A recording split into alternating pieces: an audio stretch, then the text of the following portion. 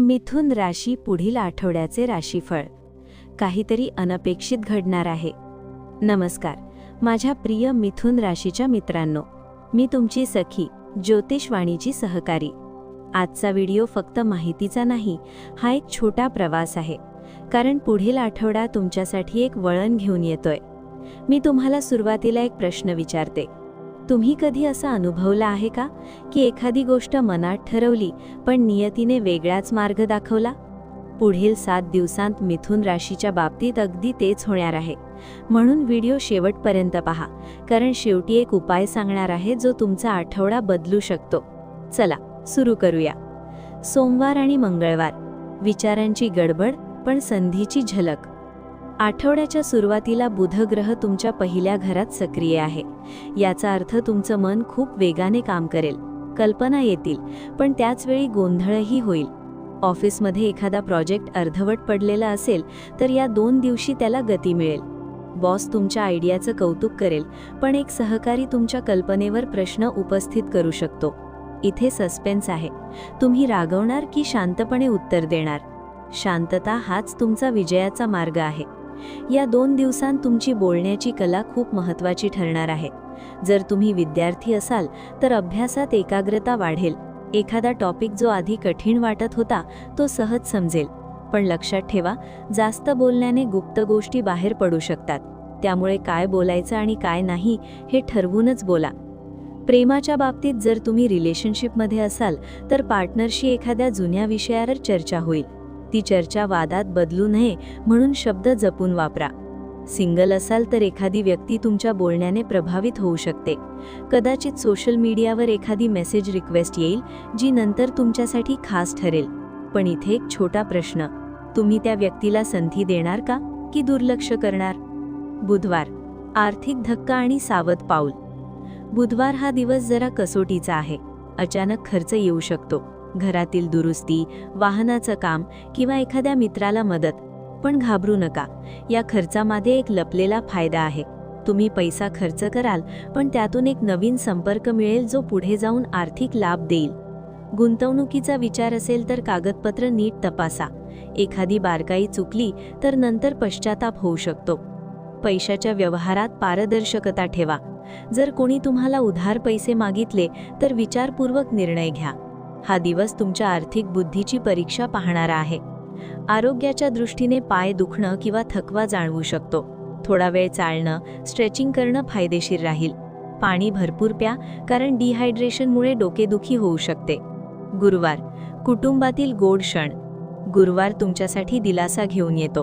कुटुंबातील वडीलधाऱ्यांचा आशीर्वाद मिळेल. एखादा कौटुंबिक निर्णय तुमच्या मताने होईल, ज्यामुळे तुमचा आत्मविश्वास वाढेल. जर घरात काही मतभेद होते तर ते मिटण्याची शक्यता आहे. या दिवशी तुम्हाला एखाद्या नातेवाईकाकडून चांगली बातमी मिळू शकते. कदाचित घरात एखादा छोटा समारंभ किंवा पूजा आयोजित होईल. या सकारात्मक ऊर्जेचा फायदा घ्या. प्रेमात जोडीदारासोबत छोटी ट्रिप किंवा बाहेर जेवणाचा योग आहे. हे साधं वाटेल, पण हाच क्षण तुमचं नातं अधिक घट्ट करेल. तुम्ही तुमच्या भावना व्यक्त कराल आणि जोडीदार तुम्हाला अधिक समजून घेईल. शुक्रवार, करिअरमध्ये ब्रेकथ्रू.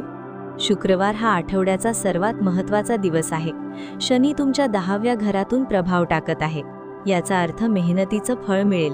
नोकरीत प्रमोशनची चर्चा होऊ शकते किंवा नवीन नोकरीची ऑफर येऊ शकते.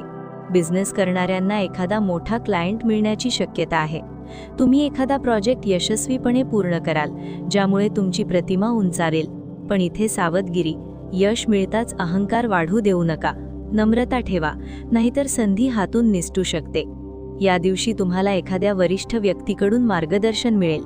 त्यांचा सल्ला ऐका, कारण तो तुमच्या करिअरसाठी खूप उपयोगी ठरेल.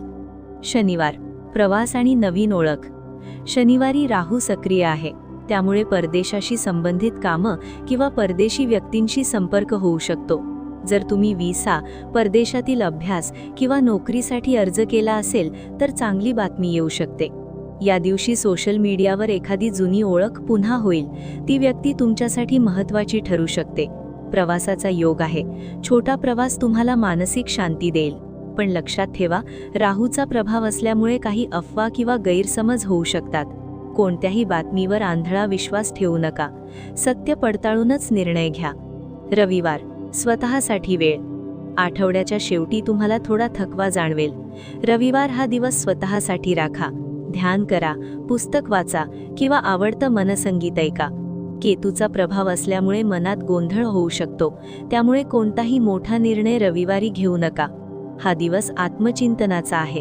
स्वतःला विचारा, मी खरोखर काय इच्छितो, कशामुळे मला आनंद मिळतो. या प्रश्नांची उत्तरं तुम्हाला अंतर्मनात मिळतील. प्रेम आणि नातेसंबंध. या आठवड्यात तुमच्या वाणीचा प्रभाव खूप जास्त आहे. तुम्ही जे बोलाल ते समोरच्या व्यक्तीवर लगेच परिणाम करेल. त्यामुळे प्रेमात गोड बोला. पार्टनरच्या भावना समजून घ्या. जर तुम्ही अविवाहित असाल तर एखाद्या मित्राच्या माध्यमातून ओळख होऊ शकते. जर तुमचं ब्रेकअप झालं असेल तर या आठवड्यात पुन्हा जोडण्याची शक्यता आहे. पण घाई करू नका. आधी समोरच्या व्यक्तीच्या मनाचा अंदाज घ्या. करिअर आणि व्यवसाय. कामाच्या ठिकाणी तुमची बुद्धिमत्ता चमकेल. तुम्ही एखादी समस्या सोप्या पद्धतीने सोडवाल, ज्यामुळे वरिष्ठ तुमच्यावर खुश होतील. व्यवसायात नवीन ऑर्डर मिळेल, पण व्यवहारात पारदर्शकता ठेवा. जर तुम्ही नोकरी बदलण्याचा विचार करत असाल तर हा आठवडा अनुकूल आहे, पण कोणताही निर्णय घेण्यापूर्वी सर्व अटी नीट वाचा. आर्थिक स्थिती. आठवड्याच्या मध्यात खर्च वाढेल, पण शेवटी उत्पन्नही वाढेल. पैसे हातात आले की लगेच खर्च करू नका. थोडा बचत करा. एखादी गुंतवणूक तुम्हाला दीर्घकाळ फायदा देऊ शकते. शेअर बाजारात गुंतवणूक करत असाल तर तज्ज्ञाचा सल्ला घ्या. आरोग्य. पाय, गुडघे किंवा सांधेदुखीचा त्रास होऊ शकतो. पाणी जास्त प्या आणि हलका व्यायाम करा. मानसिक ताण घेऊ नका. झोपेची कमतरता जाणवू शकते, त्यामुळे रात्री लवकर झोपण्याचा प्रयत्न करा. ध्यान आणि प्राणायाम तुमच्यासाठी फायदेशीर ठरेल. उपाय हा चुकवू नका. पुढील आठवड्यात केतूचा प्रभाव कमी करण्यासाठी दररोज 108 वेळा ओम केम केतवे नमः हा मंत्र जपा. शनिवारी काळ्या तिळाचे दान करा. गाईला हिरवा चारा खाऊ घाला. एक छोटा उपाय, पांढऱ्या रंगाचा रुमाल नेहमी जवळ ठेवा. हा तुमच्यासाठी शुभ ठरेल. शेवटी एक गोष्ट, मिथुन राशी, तुमचा हा आठवडा चढ उतारांनी भरलेला आहे. पण लक्षात ठेवा, प्रत्येक अडचणीमागे एक संधी लपलेली असते.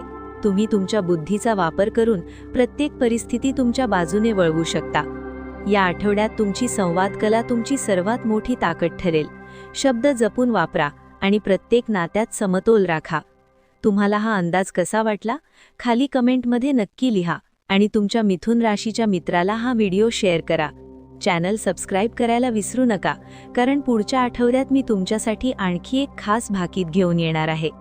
धन्यवाद आणि जय श्री कृष्ण.